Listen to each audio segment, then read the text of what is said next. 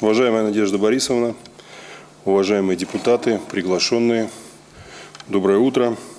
Сегодня вам предстоит принять очень важное решение на этой сессии. Избрать из членов депутатов заместителей председателя, руководителей профильных комитетов и постоянно действующих комиссий, а также наделить полномочиями члена Совета Федерации Федерального собрания Российской Федерации, представителя от Государственного Совета Республики.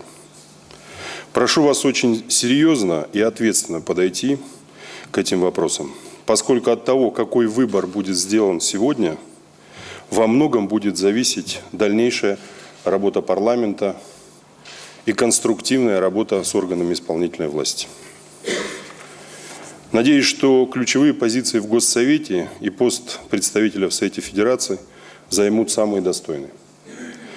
Это должны быть люди, готовые во многом проводить плодотворную, очень конструктивную и ответственную работу, а главное – взаимодействовать достаточно высокопрофессионально с исполнительной властью, с общественностью, в том числе на федеральном уровне. Хочу отметить, что я лично, члены правительства и все органы власти, республиканские и местная власть, готовы к конструктивному диалогу, готовы к плодотворной совместной работе на повышение качества жизни и благополучия жителей республики.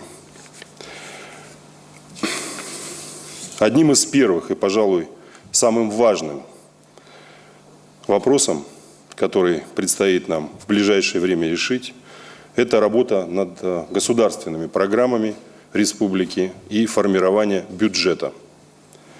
К этой работе необходимо, как я уже сказал, подойти со всей ответственностью.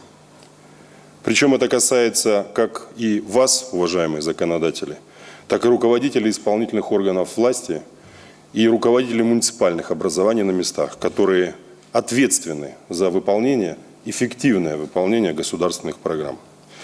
Уважаемые депутаты, хочу еще раз подчеркнуть, что в центре внимания нашей совместной работы в первую очередь и всегда должен быть человек. Наши избиратели доверили вам, представителям в органах законодательной власти, решать и представлять свои интересы. И мы вместе с вами обязаны сделать все, чтобы эти надежды оправдать. Желаю вам успешной, плодотворной работы и всего вам доброго, в добрый путь. Спасибо.